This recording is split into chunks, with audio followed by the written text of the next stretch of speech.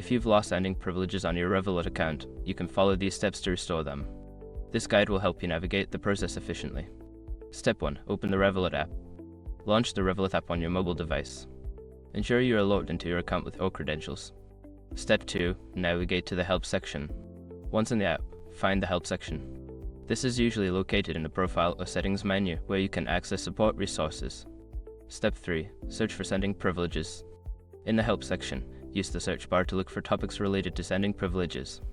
This will provide you with relevant articles and guidance on the issue. Step 4. Follow the instructions. Carefully read through the instructions provided in the articles. They may include steps to verify your identity or update your account information to restore sending capabilities. Step 5. Contact customer support.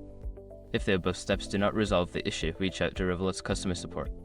You can do this through the app by selecting Chat with us or using the support email provided in the Help section.